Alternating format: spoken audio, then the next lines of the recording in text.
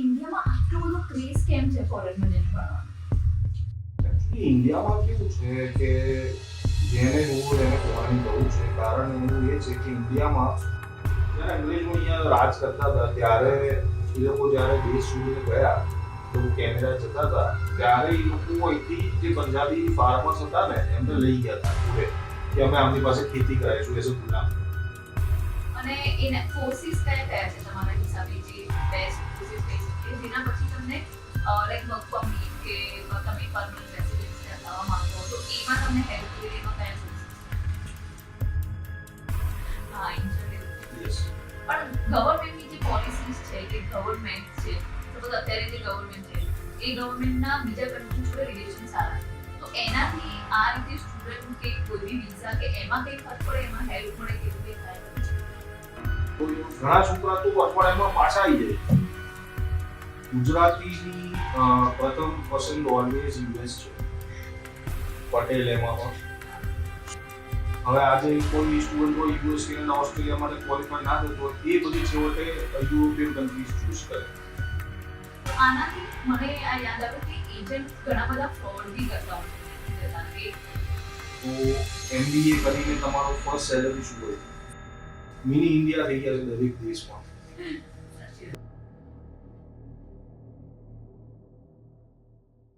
નમસ્તે રિચાન સર, સ્વાગત છે તમારું ગુજરાતી મેળોમાં.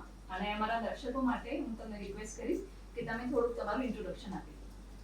નમસ્તે તેજલ. હવે મારા ઇન્ટ્રોડક્શનમાં હું અત્યારે યુએસ યુનિવર્સિટી છે અવિલા યુનિવર્સિટી કન્સાસમાં મિસોરીમાં એમાં એઝ એન એસોસિએટ ડિરેક્ટર કામ કરું છું અને હું સાઉથ એશિયા આફ્રિકા અને CIS આ 3 રિજિયન સંભાળું છું. અને આ મેઇનલી યુનિવર્સિટી કામ શું કરે છે તમારું? મેઇનલી અમે લોકો જે છીએ અમે ઇન્ટરનેશનલ સ્ટુડન્ટ રિક્રુટમેન્ટ ડિપાર્ટમેન્ટમાં છીએ. એટલે આખા વર્લ્ડમાંથી છોકરાઓને જેને યુએસ ભણવા જવું હોય અને અવિલામાં ભણવા જવું હોય એ લોકોને અમે કાઉન્સિલ કરીએ. એમ કે વિવિધ એજન્ટ્સ હોય છે કે જે આ લોકો સ્ટુડન્ટ્સ ત્યાં આઇલ્સ કરતા હોય, ટોફેલ કરતા હોય, એ બધા એજન્ટ્સને ત્યાં એ લોકો રજીસ્ટર થયા હોય પછી ત્યાં એજન્ટ્સ અમને ઇન્વાઇટ કરે, અમે ત્યાં જઈને ફેર કરીએ, અમે સેમિનાર કરીએ, એમાં છોકરાઓને એ લોકો ઇન્વાઇટ કરે, છોકરાઓ આવે એમના બધા પ્રશ્નોના અમે જવાબ આપીએ અને એ લોકો સેટિસ્ફાઈ થાય તો એ લોકો પછી જે યુનિવર્સિટી અમારી હોય ચૂઝ કરે. હવે આવા તો બધી જ યુનિવર્સિટીના રેપ્સ ઓલ ઓવર ઇન્ડિયા અને ઓલ ઓવર વર્લ્ડમાં છે. એટલે આ મેઇનલી તમારું અબ્રોડ સ્ટડી માટેનું છે? Yes abroad study 100% abroad studies. અને એમાં પણ ખાલી સ્ટુડન્ટ વિઝા, એમાં બી ઘણી કેટેગરીઝ હોય છે. આપણે ખાલી સ્ટુડન્ટ વિઝામાં છે. ઓકે. તો હવે મારો પહેલો ક્વેશ્ચન એ છે કે ઇન્ડિયામાં આટલો બધો ક્રેઝ કેમ છે ફોરેનમાં જઈને ભણવાનો?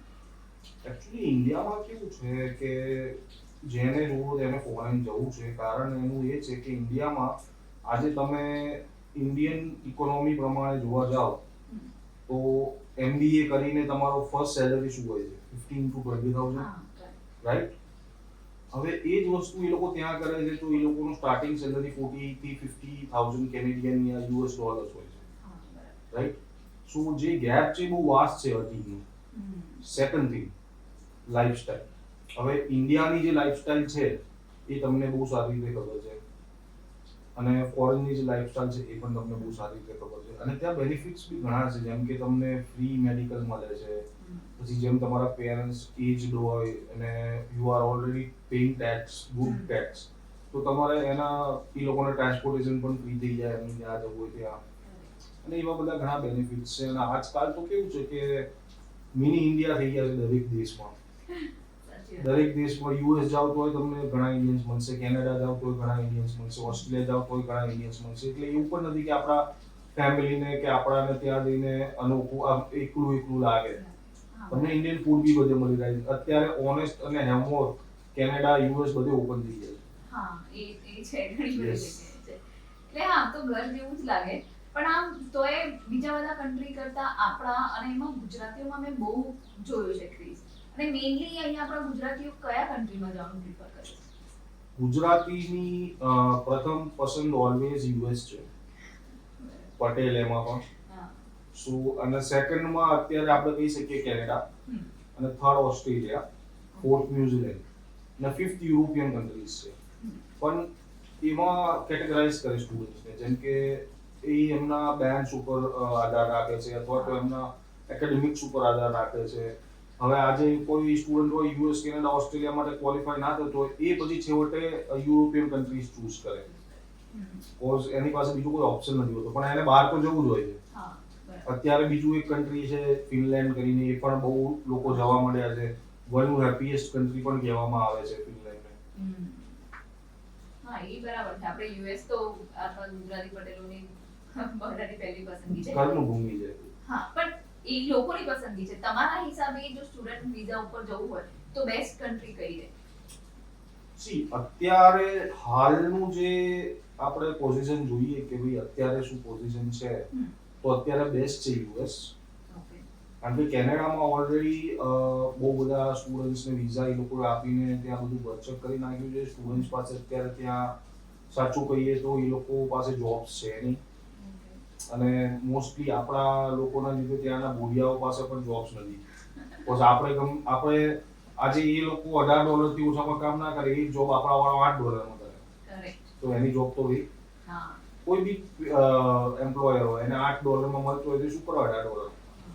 એટલે આપણા લોકો કેશમાં જોબ ઘણા કરતા હોય છે, બધા જ કરે. કેશ ઓન હેન્ડ જોબ્સ આપણા વાળા બહુ જ કરે, કારણ કે એ લોકો ઇલીગલ કરે ને. કારણ કે સ્ટુડન્ટ વિઝા પર ગયા હોય 20 કલાક જ મળે, તો 20 કલાકથી ઉપર કરવી હોય તો કેશ જોબ કરવી પડે, cash on hand.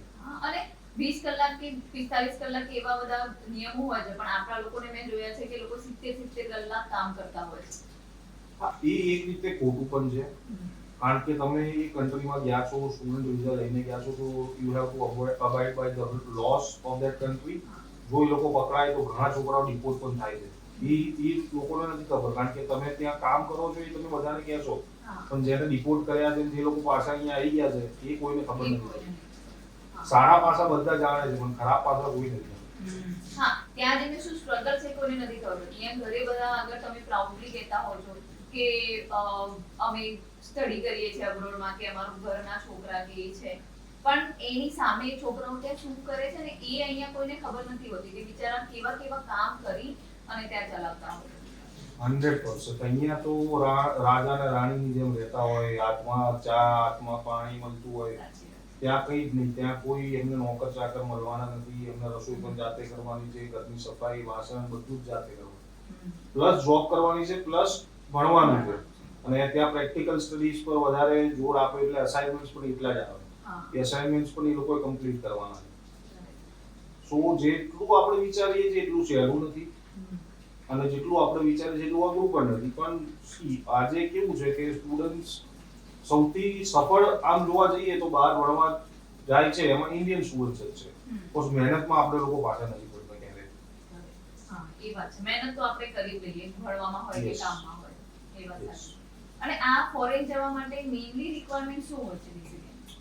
Main requirement અત્યારે આપણે જોવા જઈએ તો ફર્સ્ટ તો આપણે 60% જોઈએ 12થમાં, અથવા તમે જે બેચલર્સ કર્યું છે એમાં તમારા જે CGPA હોય એ. પછી સેકન્ડ છે ઇંગ્લિશ લેંગ્વેજ રિક્વાયરમેન્ટ, એ બહુ ખાસ છે. એમાં તમારે ઓપ્શન હોય છે મેઇન આઇએલ્સ, ટોફેલ અને PTE અને ડ્યુઓલિંગો. આ 4 ટેસ્ટ છે જે માન્ય છે. એટલે બધા કન્ટ્રીઝમાં જોઈએ તો અલગ અલગ ટેસ્ટને વધારે મહત્વ આપે છે. જેમ યુએસમાં ટોફેલને આપે છે, કેનેડામાં આઇએલ્સને આપે છે, ઓસ્ટ્રેલિયામાં PTE ને આપે છે, યુરોપ ને યુકેમાં ડ્યુઓલિંગો વધારે ચાલે છે. એટલે એ રીતે અલગ અલગ ટેસ્ટ છે, પણ આઇએલ્સ આપો તમે તો IELTS is the best exam, અને એ એકદમ ટ્રસ્ટેબલ એક્ઝામ છે for visa officers as well. અને કોર્સ પ્રમાણે અલગ અલગ એક્ઝામ હોય કે બધા માટે એક જ એક્ઝામ હોય છે? આમાં એકચ્યુઅલી તમારું ઇંગ્લિશ લેંગ્વેજ ટેસ્ટિંગ સિસ્ટમ કહેવાય એને, international English language testing system, IELTS. એ તમારી લેંગ્વેજ જ ચકાસવા માંગે છે, એમાં કોઈ કોર્સ હોય જ નહીં. હા, તમારું ઇંગ્લિશ કેવું છે? તમારું ઇંગ્લિશ કેવું છે એ જ ચેક કરવા માંગે છે લોકો. બરાબર. ઓકે. અને આ તમારા હિસાબે કન્ટ્રી કયું જવા માટે બેસ્ટ છે? અત્યારે આપણે જોઈએ આ સિનારીમાં જે તમે કીધું યુએસ છે, પણ એના સિવાય બીજું કોઈ કન્ટ્રી સપોઝ યુએસમાં બધાના મોસ્ટલી વિઝા રિજેક્ટ ઘણા બધા થતા હોય છે, એટલે યુએસ સિવાય જો સ્ટુડન્ટ અત્યારે જવા માંગે તો ક્યાં જઈ શકે? યુએસ સિવાય મારા હિસાબે Germany is a very good upcoming option. જર્મનીમાં જો તમે જાઓ છો તો ત્યાં એક તો જોબ્સ પણ બહુ સારી અવેલેબલ છે, અને એન્જિનિયર્સને તો હું કહીશ કે તમે જર્મની જાઓ, કારણ કે તમારા માટે બેસ્ટ ઓપ્શન છે. પ્લસ ત્યાંની યુનિવર્સિટીઝ અત્યારે સારી એવી સ્કોલરશિપ્સ પણ આપે છે કે જે સ્ટુડન્ટ્સ અહીંયા સારું કરી રહ્યા છે. ત્યાં એક તકલીફ છે કે તમારે જર્મન લેંગ્વેજ શીખવી પડે. અને એ ડિફિકલ્ટ છે જર્મન હા, લેંગ્વેજ. કોઈ પણ લેંગ્વેજ તમે શીખો ઇટ્સ ડિફિકલ્ટ. કોઝ અત્યારે જેમ કે કેનેડામાં બી ક્યુબેકમાં કોઈને ભણવું હોય તો ફ્રેન્ચ શીખવી પડે છે. હા. લોકો શીખીને જાય જ છે. એટલે જર્મન જાય તો જર્મની શીખવી પડે. કમ્પેરેટિવલી ફ્રેન્ચ તમને આવડી જાય અને થોડું મેં પણ ટ્રાય કરેલો. ફ્રેન્ચ થોડી ઈઝી લાગી પણ જર્મન ડિફિકલ્ટ છે કે તમે જો એ રેગ્યુલર પ્રેક્ટિસ ના કરો તો તમે એ ભૂલી જાઓ થોડા ટાઈમમાં. એ પોસિબિલિટી છે. થોડીક એ રીતે મને ડિફિકલ્ટ લાગેલી જર્મન. હા, જર્મન ડિફિકલ્ટ તો છે જ. કોઈ બી યુરોપિયન લેંગ્વેજ તમે લો તો એ ડિફિકલ્ટ જ છે. અને આપણી માટે તો ઇંગ્લિશ જ ડિફિકલ્ટ છે. ઘણા માટે તો જર્મની તો બહુ દૂરની વાત છે. પણ અહીંયા ઘણા સારા સારા ક્લાસીસ છે કે જે જર્મન શીખવાડે છે. ત્યાં એ લોકોએ લેવલ 1 ને 2 ક્લિયર કરીને A1 A2 ને એ લોકો જઈ શકે છે. ભાઈ ત્યાં જઈને જર્મન લોકોની વચ્ચે રહે અને જર્મની બોલે અને ઓલ્સો ત્યાં જે એ લોકો યુનિવર્સિટીમાં ભણે છે એ એમને પૈસા આપે છે જર્મન ક્લાસીસ કરવા. 300 યુરો પર મંથ આપે છે. તમે જાઓ અને જર્મન શીખો. તો એ બી છોકરાઓ માટે એ બી એક કેચી પોઈન્ટ છે. 300 યુરો એટલે બહુ સારા એવા રૂપિયા થઈ જાય. યુરો અત્યારે 80-90 ચાલે છે ઇન્ડિયન રૂપીઝમાં. પણ એવું કહે છે જર્મનીમાં તો રિસેશનનો ઇશ્યુ છે તો અત્યારે એવું કંઈ નથી. ના, અત્યારે કઈ મારા હિસાબે તો જર્મનીમાં ઓછામાં ઓછી 70 લાખ નોકરીઓનું મેં હમણાં જ અત્યારે એક અમારી વેબસાઇટ ઉપર વાંચ્યું હતું કે 70 લાખ જોબ્સ ત્યાં અવેલેબલ છે અને એમની પાસે લોકો નથી. યસ. અને એના કોર્સિસ કયા કયા છે તમારા હિસાબે જે બેસ્ટ કોર્સિસ કહી શકીએ જેના પછી તમને લાઈક વર્ક પરમિટ કે તમે પરમનન્ટ રેસિડન્સ ત્યાં થવા માંગો તો એમાં તમને હેલ્પ કરી દે એવા કયા કોર્સિસ ત્યાં? તો જર્મનીમાં બેઝિકલી તમારે એન્જિનિયરિંગ ઓપ્શન્સમાં જ જવું જોઈએ. મિકેનિકલ, ઇલેક્ટ્રિકલ, સિવિલ, સ્ટ્રક્ચરલ ને એ બધા જે છે એ ઓપ્શન્સ ત્યાં સારા છે. પ્લસ ત્યાં બધી મોટી મોટી કારની કંપનીઝ ને બધી જર્મન છે. એટલે મારા હિસાબે તો જર્મની તમારે જવું હોય તો એન્જિનિયરિંગ કોર્સિસ લેવા જોઈએ અને ક્વોલિટી માટે જર્મની બહુ વખણાય છે. કારણ કે કંઈ પણ હોય તો ક્વોલિટી વસ્તુ હોય તો એ જર્મનની જ હોય છે મોસ્ટલી. એ ઘણા લોકોને ખબર નથી હોતી કે આ જર્મનની છે. અને જર્મની સિવાય સપોઝ આપણે યુએસએ જઈએ, યુકે જઈએ, કેનેડા જઈએ તો જનરલી કયા કોર્સિસ હોય જે સિલેક્ટ કરી શકાય? આપણે યુએસ જાવ તો યુ કેન સિલેક્ટ AI, પછી ડેટા સાયન્સ છે. અત્યારે જેનો જમાનો છે એની જ વાત કરી રહ્યો છું. કોમ્પ્યુટર રિલેટેડ ઘણા કોર્સિસ છે. એન્જિનિયરિંગ ઓપ્શન્સ પણ અવેલેબલ છે યુએસમાં. પ્લસ માર્કેટિંગમાં જવું હોય જે અહીંયા કોમર્સ અકાઉન્ટિંગમાં જઈ શકે છે, ફિનાન્સમાં જઈ શકે છે. Same thing with Canada. US Canada બહુ મળતું આવે છે કોર્સિસમાં. ઓસ્ટ્રેલિયા પાછું એન્જિનિયરિંગ સાઈડ જતું રહે છે કારણ કે ઓસ્ટ્રેલિયામાં સિવિલ એન્જિનિયર્સની બહુ જરૂર છે. તો જો તમારે ઓસ્ટ્રેલિયા તમારા મગજમાં હોય તો સિવિલ એન્જિનિયરિંગ લઈને જાઓ તો તરત તમારો PR થઈ જશે. કારણ કે એ જે PR નું લિસ્ટ પડે એમાં સિવિલ એન્જિનિયર્સની ડિમાન્ડ ઓલવેઝ રહે જ છે. યસ. પણ આમ જનરલી બધા કહેતા હોય તમે કીધું યુએસ સારું છે પણ યુએસમાં ખર્ચો વધારે આવે. એટલે પેરેન્ટ્સનું મોટા ભાગના મા બાપનું એ જ સવાલ હોય કે આટલો બધો ખર્ચો કરીને મોકલવા કેવી રીતે? યુએસમાં ખર્ચો હોય છે પણ એ ડિપેન્ડ કરે છે કે તમે ક્યાં મોકલો છો. એટલે આ એક મિથ છે કે યુએસ જવું હોય તો બહુ ખર્ચો છે. ઓકે, બસ અત્યારે હું મારી યુનિવર્સિટીનો તમને દાખલો આપું કે અવિલા યુનિવર્સિટીમાં માસ્ટર્સ કોર્સ કરવા તમે જાઓ છો તો $21,000 2 વર્ષની ફીસ છે. ઓકે, એમાં બી હું તમને જો તમારા 60% હોય તો હું તમને 5,000 સ્કોલરશિપ આપીશ. એટલે તમને કેટલામાં પડશે? 16,000. એટલે 2 વર્ષ તમે કેટલામાં બતાવશો? 13 લાખ 12 લાખમાં. તો એ તો અહીંયા પણ માસ્ટર્સ અને એ પણ સ્ટેમ પ્રોગ્રામ. સ્ટેમ લઈ જાઓ એટલે તમે મિનિમમ 5 years ત્યાં રહી શકો. અને પછી H1B મળી જાય તમને. એટલે તમે એ લંબાવતા જાઓ તો 10 15 20 જેટલું રહેવું હોય કંપની તમને H1B આપતી રહે તમે રહો. ત્યાં કેટલાય લોકો રહે છે. 12 લાખમાં તો અત્યારે કેનેડાનું GIC છે એ જ અત્યારે $23,000 થઈ ગયું છે. એનાથી સસ્તું તો આપણી આખી 2 વર્ષની કોર્સની ફીસ છે. પ્લસ મારી યુનિવર્સિટી છે કે ત્યાં જે રેસિડન્સ ઓપ્શન છે અમે 1 વર્ષના છોકરા પાસે ટ્રિપલ શેરિંગના ખાલી $3,100 લઈએ છીએ. એનાથી સસ્તું તમને ક્યાંય ના મળે આખા વર્ષનું. હવે અમદાવાદમાં મારે જો કોઈ ઘર ભાડે લેવું હોય તો બી મને $3,100 માં ના મળે. 1,80,000 માં તમને અમદાવાદમાં આખું વર્ષ ઘર મળે. સો એવું એ ખોટું મિથ છે કે યુએસ મોકલો તો મોંઘું પડે, કેનેડા સસ્તું પડે, અહીંયા ફિનલેન્ડ મોકલો, બધે ફીસ ઓવરઓલ સેમ છે. યુએસમાં પણ એવી ઘણી યુનિવર્સિટીઝ છે કે જે બહુ જ ઇકોનોમિકલ છે, પણ એના માટે તમારે પૂરતું રિસર્ચ કરવું જરૂરી છે. એજન્ટ મોકલે ત્યાં નહીં જવાનું, તમારે રિસર્ચ કરવાની. એજન્ટને જ્યાં વધારે કમિશન મળશે એ તમે ત્યાં જ મોકલવાનું. એને ફીસથી કે લેવા દેવા નથી, ગમે એટલી ફીસ હોય તમારે ભરવાની છે, એને નથી ભરવાની. તો આનાથી મને આ યાદ આવ્યું કે એજન્ટ ઘણા બધા ફ્રોડ બી કરતા હોય છે અહીંયાથી જતા, કે સ્ટુડન્ટને ખબર બી ના હોય કે એમની જોડે શું થયું. તો એવું કોઈ ચેક એવું કરવાનું કોઈ છે, કોઈ રીત કે જેનાથી ખબર પડે કે આ એજન્ટ બરાબર છે કે નહીં, કે આની જોડે કામ થાય કે નહીં? આમાં કેવું છે કે 90% લોકો આ ફિલ્ડમાં ફ્રોડ છે, ખાલી 10% જ લોકો છે કે જે જેન્યુઇન છે, રાઈટ? હવે આમાં તમારે ચેક કરવાની રીત તો કેવું છે કે તમે ક્યાંય પણ જાઓ તો પહેલા જુઓ કે એના ત્યાં કોઈ ડાયરેક્ટ યુનિવર્સિટી રિપ્રેઝેન્ટેટિવ વિઝિટ કરે છે કે નહીં. કારણ કે અમે જે બી એજન્ટને અમે લોકોએ કોન્ટ્રાક્ટ અમારી યુનિવર્સિટીનો આપ્યો હોય એ અમે એનું બેકગ્રાઉન્ડ ચેક કરીને આપીએ.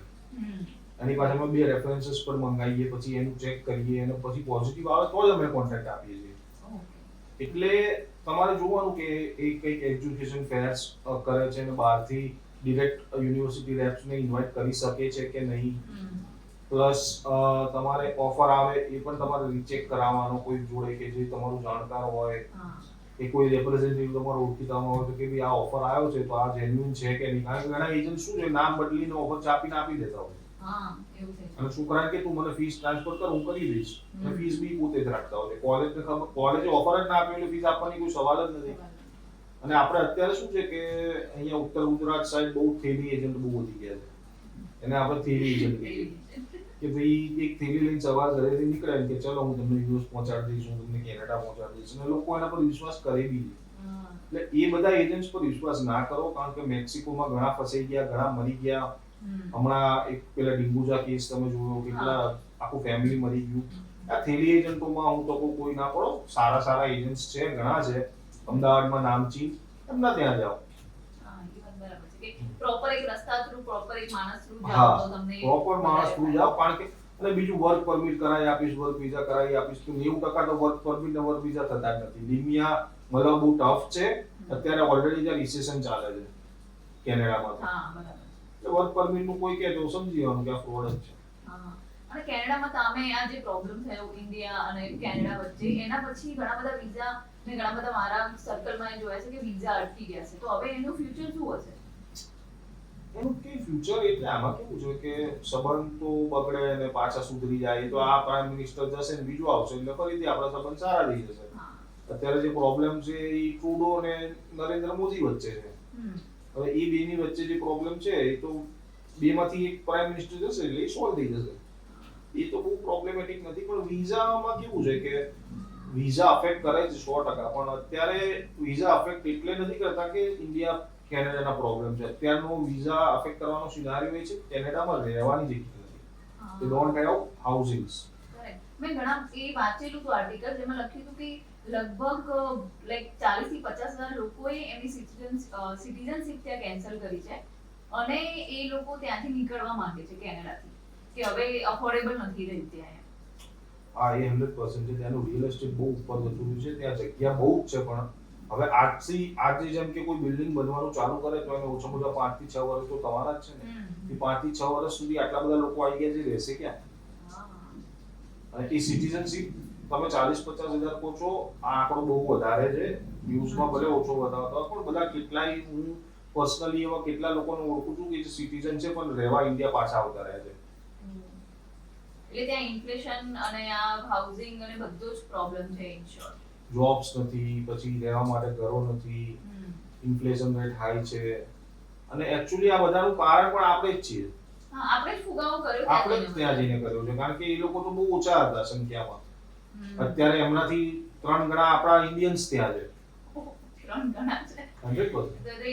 ત્યાં સાઇન બોર્ડ્સ બી તમને ઘણી જગ્યાએ પંજાબીમાં મળશે. અને પંજાબી ત્યાં ઘણી જગ્યાએ ત્યાંની સેકન્ડ લેંગ્વેજ છે. French first, English second, third Punjabi. તો એ બીજું ઇન્ડિયા એને કહી દેવું જોઈએ કે પંજાબ છે બીજું ત્યાં. પંજાબ છે. આ એક્ચ્યુઅલી જ્યારે અંગ્રેજો અહીંયા રાજ કરતા હતા ત્યારે એ લોકો જ્યારે દેશ છોડીને ગયા, એ લોકો કેનેડા જતા હતા, ત્યારે એ લોકો અહીંથી જે પંજાબી ફાર્મર્સ હતા ને એમને લઈ ગયા હતા જોડે કે અમે આમની પાસે ખેતી કરાવીશું as a Ghulam.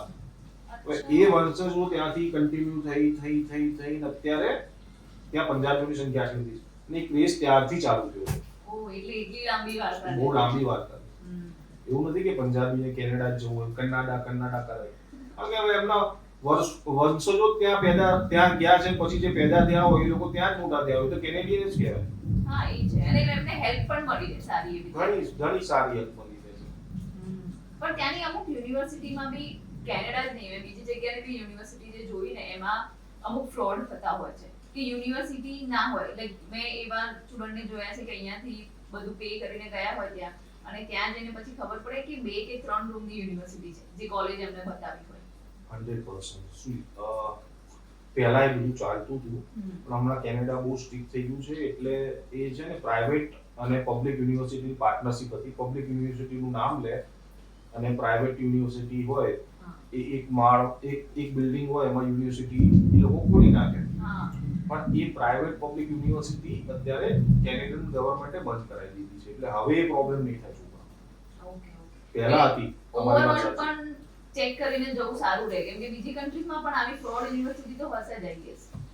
Fraud universities તો બધે હોય છે. યુકેમાં સૌથી વધારે હોય છે, કેનેડામાં બહુ ઓછી હોય છે, યુએસમાં પણ ઓછી હોય છે. યુએસમાં તો બહુ મોટી યુનિવર્સિટીઝ છે અને મોસ્ટલી ફ્રોડ યુનિવર્સિટીઝમાં યુએસ ઇઝ ધ લાસ્ટ.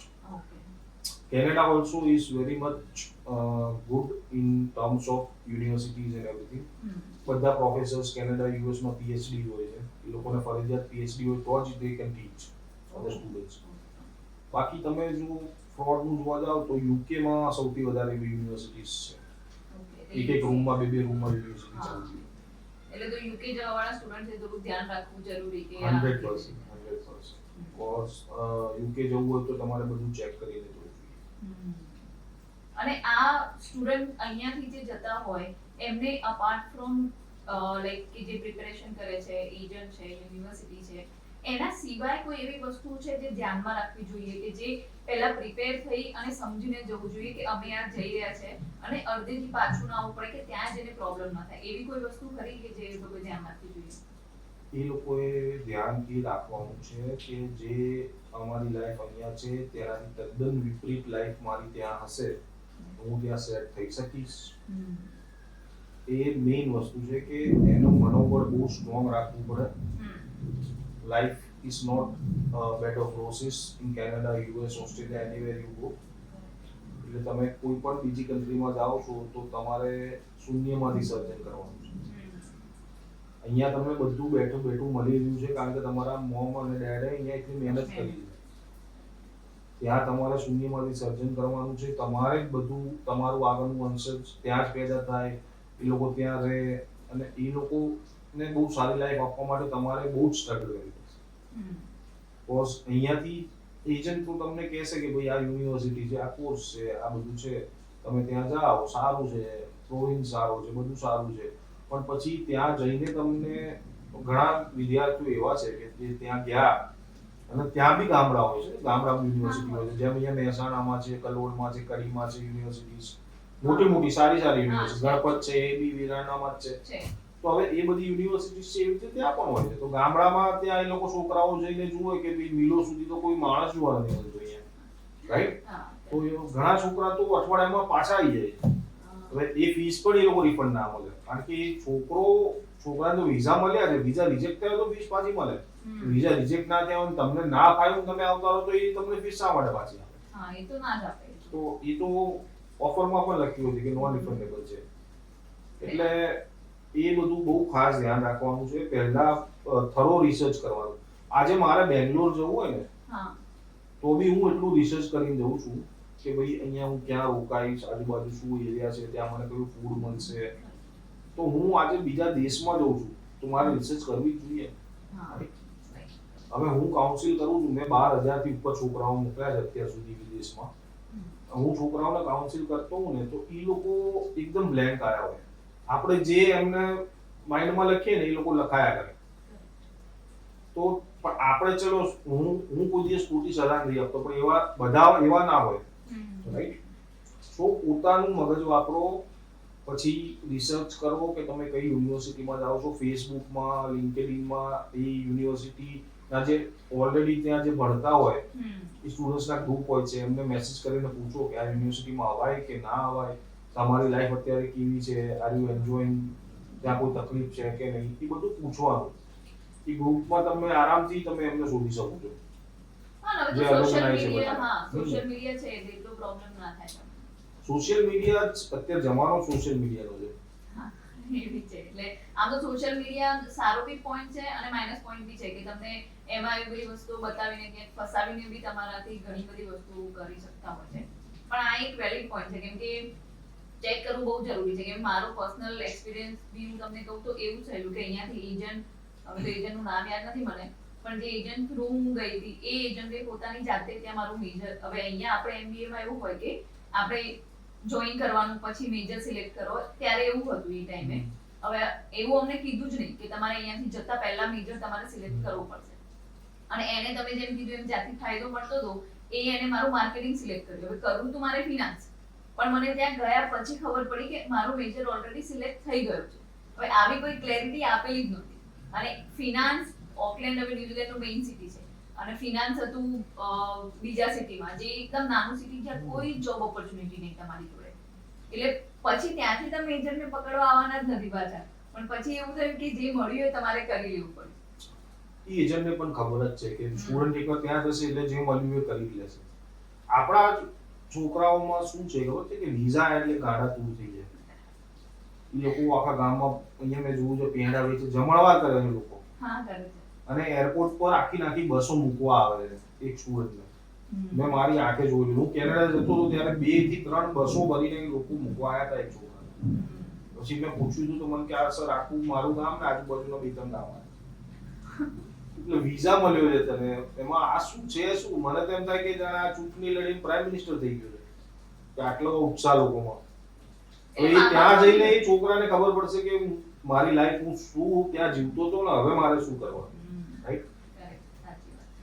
મેં પણ આવું જોયેલું છે કે એક છોકરાને વિઝા મળ્યા અને એમને આખા ગામમાં જમણવાર કર્યો અને એક જ મહિનામાં એ છોકરો પાછો આવી ગયો. આ ઘણા આવે છે. મોસ્ટલી તમે જુઓ અત્યારે 40% લોકો કેનેડિયન્સ જે છે એ પાછા આવે છે, જે ઇન્ડિયન કેનેડિયન્સ છે. તો જે લોકોને ખબર છે કે ભાઈ અત્યારે અમારે અહીંયા ભૂખમરો છે, ઓલરેડી અમે અહીંયા જોબલેસ બેઠા છીએ, એના કરતાં ઇન્ડિયામાં જઈને કંઈક તો કરીશું, ત્યાં આપણું ઘર છે, જમીન છે, બધું છે. એટલે ઘણા લોકો આવે છે. અને એ લોકો પહેલા જ્યારે એમનું સારો ટાઈમ હોય ત્યારે ઇન્વેસ્ટમેન્ટ કરીને રાખ્યા હોય, ઘર લઈને રાખ્યા હોય, એનું રેન્ટ ઇન્કમ બી એમની ચાલુ હોય. અહીંયા જેટલું મળે એમાંથી લોકો આરામથી લોકો એમની જે પછીની લાઈફ હોય એ લોકો પસાર કરી શકે. આ થોડુંક અપાર્ટ ફ્રોમ સ્ટુડન્ટ વિઝા હું તમને ક્વેશ્ચન કરી રહી છું કે જે આપણે વાત કરતા હતા કે જે ઇલીગલ જે લોકો જાય છે કે જે અહીંયાથી પૈસા ભરીને, લાઈક ઘણા બધા પટેલો મેં જોયા છે, મારા ફ્રેન્ડ્સ એ લોકો ગયા છે જે 1 કરોડ રૂપિયા, 1.5 કરોડ રૂપિયા ભરી અને ત્યાં ગયા હોય. તો એ લોકોનું શું થાય? એ હજુ પણ એ લોકો ત્યાં રહે છે, એવું નથી કે એ લોકોને રિપોર્ટ કરી દીધા. 10, 15 વર્ષથી એ લોકો ત્યાં જ છે. તો આ કેવી રીતે ચાલતું હશે ત્યાં? અહીંયા 2-3 રૂટ્સ છે, જેમ કે મેક્સિકન બોર્ડરથી લોકો જાય છે, પણ ત્યાં પહોંચો તો યુ આર લકી. જેમ કે 40 જણા ગયા એમાંથી 15 થી 20 જણા જ પહોંચે, બાકી જે લોકો હોય આર્મીની ગોળીથી મરી જ જવાના છે. રાઈટ? હવે એ પહોંચી ગયા છે, એ ત્યાં જઈને ગાયબ થઈ ગયા છે. હવે યુએસ ગવર્નમેન્ટમાં એનો કોઈ ઉલ્લેખ જ નથી. તો આજે અહીંયા એના મા-બાપ છે, એમાંથી કોઈ ઓફ થઈ ગયું તો પણ અહીંયા નહીં આવી શકે. રાઈટ? એને ત્યાં સમાચાર બધા મળશે પણ એ માણસ આવી નહીં શકે. જો એકવાર એરપોર્ટ પર ગયો તો એ ફરીથી રિપોર્ટ થઈ જશે ત્યાંથી અહીંયા, અને ફરીથી અહીંથી ત્યાં નહીં જઈ શકે. એટલે એ લાઈફ બહુ જ ખરાબ છે. મારા હિસાબે તો એ રીતે જવાય જ નહીં. કોઈ દિવસ 2 નંબરમાં ના જવાય. જાઓ તો લીગલ વિઝા લઈને જ જાઓ, અને સૌથી બેસ્ટ છે સ્ટુડન્ટ વિઝા. સેટલ થવું હોય તો સ્ટુડન્ટ વિઝા લઈને જ જાઓ.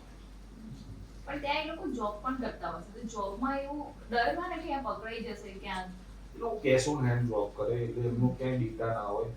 પ્લસ પટેલો મોસ્ટલી જાય છે એટલે ત્યાં પટેલના જ મોટેલ્સ ને ગેસ સ્ટેશન્સ ને સ્ટોર્સ હોય છે. એ લોકો ત્યાં કેશ ઓન હેન્ડમાં આવા લોકોને રાખે, આખો દિવસ ત્યાં કામ કરે, રાતના ત્યાં સુઈ જાય.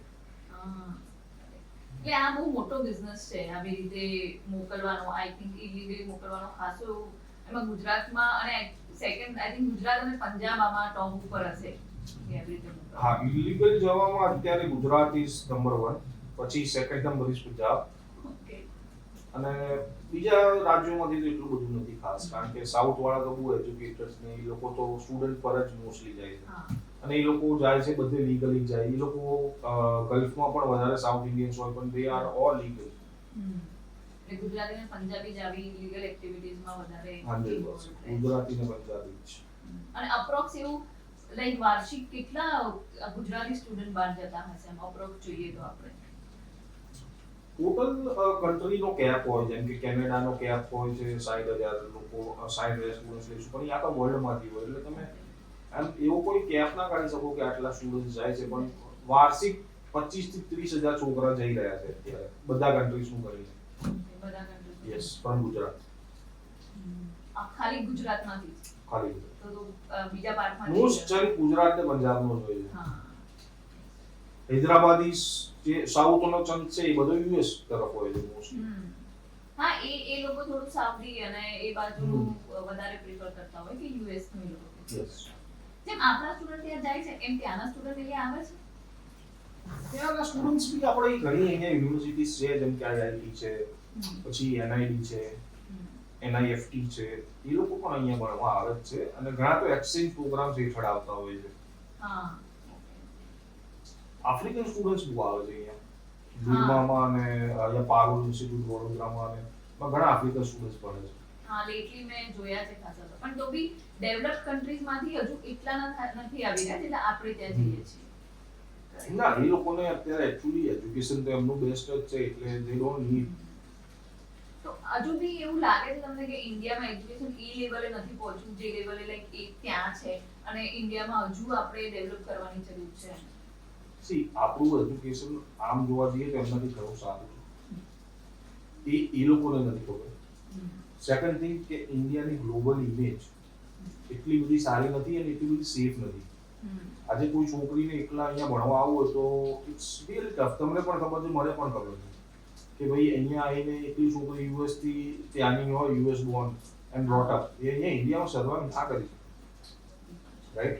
અહીંયાથી આપણું છોકરું ત્યાં જાય છે તો એ લોકો એમને પોતાના છોકરાની જેમ રાખે છે, અને ત્યાં સેફટી પણ એટલી છે, એટલે એ બહુ ફેર પડે છે. Safety is the main concern. જો આપણે એમને સેફટી પ્રોવાઈડ કરી શકતા હોઈએ તો એ લોકો પણ આપણા ત્યાં ભણવા આવે, એમાં કોઈ પ્રોબ્લેમ નથી. પણ મેં તમને જેમ કીધું કે ભાઈ ત્યાંનું માણસ હોય અહીંયા સર્વાઈવ ના જ કરી શકે. આપણી ગંદકી અહીંયા એટલી, પછી પોલ્યુશન એટલું, ફૂડનો પ્રોબ્લેમ, બહુ બધા પ્રોબ્લેમ્સ છે. પણ આઈ થિંક ગવર્મેન્ટે આ તરફ જોવું તો જોઈએ જ, કેમ કે આપણા સ્ટુડન્ટ કેટલા બહાર, લાઈક આપણે ઘણી બધી કંપનીઝના સીઈઓ ને એ બધાને જોઈએ છે જે ટોપ ઉપર હોય છે કે એવા લોકો, એ આપણામાંથી ત્યાં ગયેલો છે. એટલે હવે એ થોડું વિચારવા જેવું આપણા માટે બી ખરું કે આપણે એવું શું નથી આપી રહ્યા કે એ લોકો ઇન્ડિયા છોડી અને બહાર જઈ રહ્યા છે અને ત્યાં બહુ સારા કામ કરી રહ્યા છે. 100% કામ કરવાની જરૂર છે. અત્યારે સુંદર પિચાઈ જે છે આપણે ગૂગલમાં, એ બી ઇન્ડિયન છે, સીઈઓ છે. પછી ઇન્દિરા નૂરી હતા, એ અત્યારે એક્સ સીઈઓ છે, પેપ્સીમાં હતા, પેપ્સિકોમાં. એટલે આ બધા, અને એવા ઘણા ઉદાહરણો છે કે જે ઇન્ડિયન હોય અને સારી પોઝિશન્સ પર હોય. હવે ઇન્ડિયામાં એ લોકોની સેલરી ના આપી શકીએ ને આપણે. ત્યાં એ લોકોને યુએસ ને કેનેડિયન ડોલર્સમાં જે સેલરી મળતી હોય, ઇન્ડિયામાં તમે કન્વર્ટ કરવા જાઓ તો કરોડોમાં જાય, જે અહીંયા પોસિબલ નથી. એટલે એ લોકો ત્યાં જતા રહે છે. અને બીજી વસ્તુ કે યુએસ, કેનેડા અને એ બધી કન્ટ્રીઝ કેવી છે કે લોકો બ્રેઇન ડ્રેઇનમાં માને છે. એમ બધાને ખબર છે કે ઇન્ડિયન લોકો પાસે સૌથી બેસ્ટ બ્રેઇન છે, બુદ્ધિશાળી આપણે લોકો બહુ છીએ, રાઈટ? એટલે એ લોકો, અને જે પણ ટોપ છોકરાઓ છે અહીંયાથી, જે સ્કોલર્સ છોકરાઓ છે, એ લોકો ત્યાં સ્કોલરશિપ પણ સ્ટાર્ટિંગ આપે છે. કેમ? કારણ કે એમને ખબર છે કે આને અમારે અહીંયા સેટલ કરાવવાનું, આ ભણવામાં બહુ હોશિયાર છે. એટલે એ યુનિવર્સિટી લેવલ પર બી જ્યારે એ લોકો ભણતા હોય ને એક્ઝામ્સ આપતા હોય, એમાં જે ટોપ કરતો હોય એ છોકરો પણ એમના નજરમાં હોય. લાસ્ટ સેમિસ્ટરમાં મોટી મોટી કંપનીઝ આવે, અમેઝોન, ગૂગલ ને બધી, અને એ લોકો ત્યાં ઇન્ટરવ્યુ કરે છોકરાઓના, એમાંથી એ લોકોને તરત ખબર પડી જાય કે આ છોકરાને રાખવા જેવો છે, એટલે એને પાછો આવવા જ ના દે. એટલે એક માણસ પાછળ એટલી મહેનત કરે છે જેથી આપણે નથી કરી રહ્યા અહીંયા. એમની પાસે લોકો નથી ને, આપણી પાસે લોકો ભરી નથી. આપણે દુનિયાનો સૌથી નંબર 1 દેશ છીએ, અને youngest country of the world કોણ? India, right? બરાબર છે. અત્યારે તમે બીજી કન્ટ્રીઝ લો, કેનેડાની એવરેજ એજ 60 છે. હમ. કે યંગ પીપલની જરૂર છે, યંગ લોકો છે નહીં. યુએસમાં પણ સેમ છે. હમ. ઇન્ડિયાની એવરેજ 35 to 40 ની વચ્ચે છે. હમ. આપણી પાસે અત્યારે ક્યાંય બી જોવા જાવ તો યંગસ્ટર્સ ચાઇના ને ઇન્ડિયા પાસે જ છે. હા. ચાઇનામાં તો જે વન ચાઇલ્ડ પોલિસી હતું એના લીધે હવે ધીરે ધીરે ત્યાં પણ પ્રોબ્લેમ થાય. હા, ત્યાં એ લોકોએ રિસ્ટ્રિક્શન્સ બધા લાયા છે જે ઇન્ડિયામાં પોસિબલ નથી. પણ લાવવાની જરૂર છે આઈ ગેસ. જરૂર 100% છે.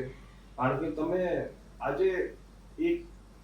આજે તમે કેટલું તમે સરકાર પર રાખી શકો, કેમ કે સરકાર બી કેટલું કરે, કારણ કે અહીંયા તમારે વસ્તી જેટલી બધી છે તો અત્યારે દેશ નાનો પડી રહ્યો છે. આટલો મોટો દેશ આપણને રહેવા માટે બી.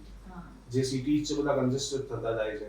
ગામડા અને સિટીઝ વચ્ચે ડિસ્ટન્સ ઓછું થાય છે, કારણ કે જેમ કે અમદાવાદથી આપણે સાણંદ જઈએ તો આપણને ખબર જ ના પડે, આપણને અમદાવાદ જ લાગે. હા, અમદાવાદ ગાંધીનગર પણ એક થઈ ગયું. એક થઈ ગયું છે. હવે એટલે ઘણા બધા ગાંધીનગર કલોલ પણ એક લાગે, કડી બી એક લાગે, એટલે મહેસાણા સુધી આખું અમદાવાદ જ થઈ જશે મને એવું લાગે. હા, ઇન્શ્યોર એવું થઈ યસ. પણ ગવર્નમેન્ટની જે પોલિસીઝ છે કે ગવર્નમેન્ટ છે, સપોઝ અત્યારે જે ગવર્નમેન્ટ છે એ ગવર્નમેન્ટના બીજા કન્ટ્રી જોડે રિલેશન સારા છે, તો એનાથી આ રીતે સ્ટુડન્ટ કે કોઈ બી વિઝા કે એમાં કઈ ફરક પડે, એમાં હેલ્પ મળે કે એવું કઈ થાય ખરું? આમાં કેવું છે કે ગવર્નમેન્ટ ટુ ગવર્નમેન્ટ જે રિલેશનશિપ છે એમાં સ્ટુડન્ટ વિઝા ને એને કોઈ લેવા દેવા નથી. એ બધું એમનું આખું ફિનાન્શિયલ ને બિઝનેસ રિલેટેડ છે. એક્સપોર્ટ ઇમ્પોર્ટ ને એમના ત્યાં જે સારું થતું હોય આપણે ઇમ્પોર્ટ કરીએ, અને આપણા ત્યાં જે સારું થતું હોય આપણે ત્યાં એક્સપોર્ટ કરીએ, એ લોકો અહીંથી ઇમ્પોર્ટ કરે, એ બધા ડિસિઝન્સ મોટા લેવલના મંત્રીઓ લેતા હોય. બાકી એમાં કંઈક વિઝા ને એમાં કોઈ બેનિફિશિયલ એટલું બધું ખાસ નથી. વિઝા તમારે જોઈતો હોય તો તમારી સ્કિલ્સ ઉપર જ તમને મળે. ઓકે, એટલે ગવર્નમેન્ટના કદાચ ક્યાંક કોઈ હેલ્પ થઈ જાય, લાઈક ગવર્નમેન્ટ, લાઈક મોદી સાહેબ મળ્યા હતા જ્યારે યુએસ ગયા હતા, અને કે આ બ્રિટન પણ ગયા હતા ત્યારે એમને વાત થઈ ને કે અમુક વિઝા ખુલશે, કદાચ એ રીતે હેલ્પ થઈ રહી કે અમુક વિઝા તમારા માટે ઓપન એટલે સ્લોટ્સ વધારી શકે, પણ એ લોકો લેશે તો સ્કિલ્ડ માણસ જ. હા, એ વાત છે. પછી તમારા ટેલેન્ટ પર ડિપેન્ડ કરે છે. આજે તમારે IELTS માં બી બેન્ડ નથી લાવી શકતા અને તમારા 45% છે તો તમને વિઝા નથી જ મળવાના, રાઈટ? પછી મોદીના અને ટ્રુડોના ગમે એટલા સારા રિલેશનશિપ હોય, પણ એ તમને વિઝા તો ના જ આપે. તમારા કોઈ પર્સનલ કોઈ એક્સપિરિયન્સ તમને કોઈ સ્ટુડન્ટના એવા થયા જેનાથી તમને કંઈક નવું શીખવા મળ્યું હોય કે ત્યાંનું કંઈક નવું જાણ્યું હોય કે જેનાથી બાકીના સ્ટુડન્ટ માટે તમે કંઈક બેટર કરી શક્યા હોય એવું કોઈ? ઘણા બધા એક્સપિરિયન્સ છે, પણ એક હું જરૂરથી તમને જણાવવા માંગીશ કે અહીંયાથી એક છોકરી હતી 12th પ્લસ એવી હતી કેનેડા ભણવા. અહીંયાથી જ એમને મેં કાઉન્સિલ કર્યા હતા અને મેં એમને જણાવ્યું હતું કે ત્યાં જે તમારા રિલેટિવ્સ હોય એના પર ડિપેન્ડ ના રહેતા. પણ હવે અહીંયાથી જ એ લોકોને એમ હતું કે ભાઈ બહુ નજીકના સગા છે અને કે છોકરી છે તો એ લોકો ત્યાં સારી રીતે રાખશે જ ને એને, રાઈટ? તો એ લોકો મારું ના માન્યા ને એમ જે ત્યાં એમના સગા હતા ત્યાં જ કોલેજ સિલેક્ટ કરી અને ત્યાં જ મોકલી એને ને એમના ઘરે જ રાખી. હવે મારે તો એનાથી કોઈ લેવા દેવા નતા, કારણ કે મારી કોલેજમાં ગઈ નથી, રાઈટ? હવે એક દિવસ રાતના એને કંઈક ત્યાં એ છોકરીને અડધી રાત્રે પહેરેલા કપડે ઘરમાંથી એ લોકો બહાર કાઢી. ઇન્ડિયાની છોકરી 12th પ્લસ, એટલે તેની એજ પણ શું હોય, રાઈટ?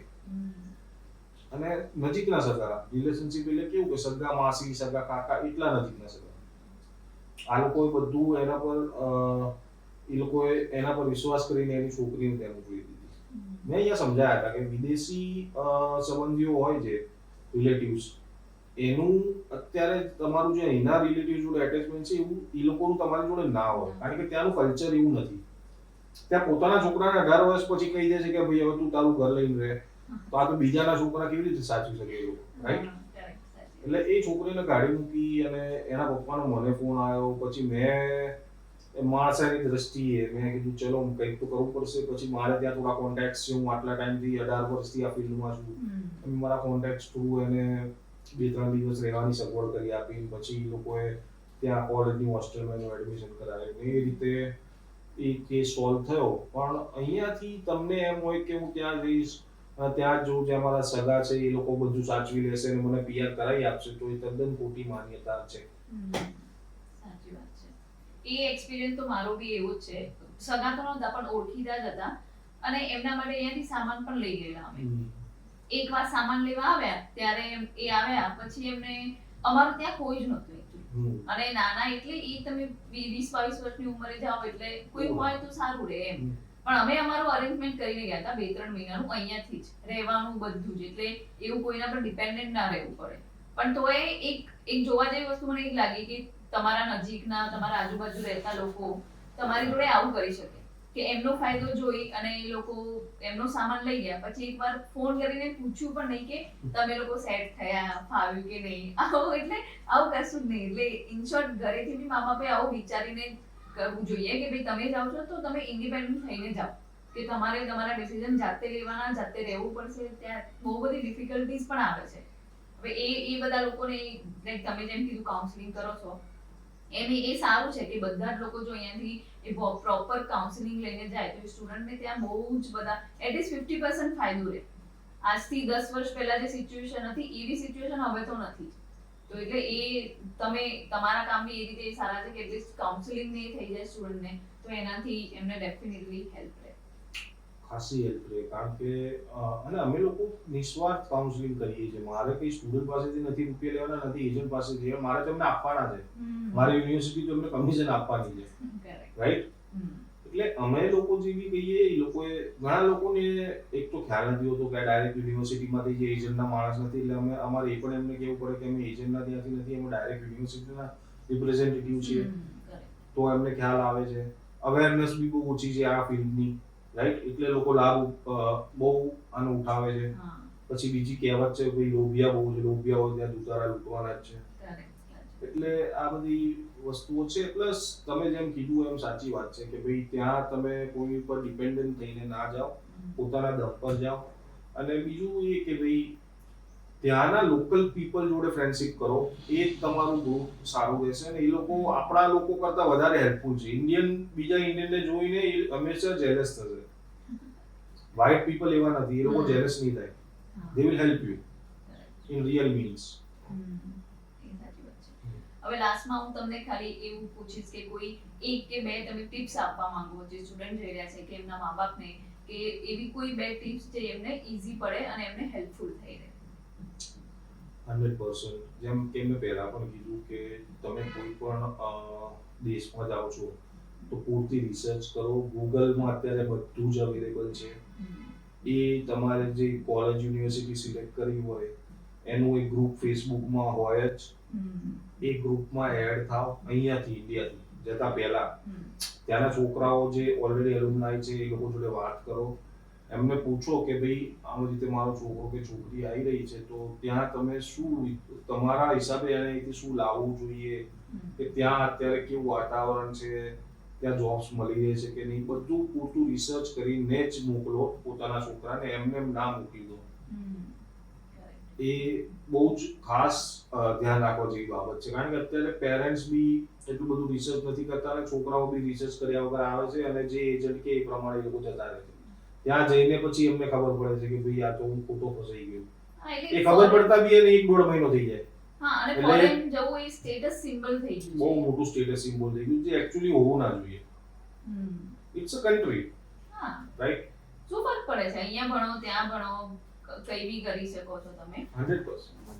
જરૂરી નથી. અને ત્યાંથી આવ્યા પછી પણ અહીંયા બી જોબ મળવી એ બધું વધારે ઇમ્પોર્ટન્ટ છે કે તમે શું સ્ટડી કરીને આવો છો જેનાથી તમને અહીંયા આવી પાછા આવવું પડે. ઇન કેસ એવું ના થાય પણ આવવું પડે તો પ્રોબ્લેમ ના થાય તમને. એ બી જોવું જરૂરી છે. 100%.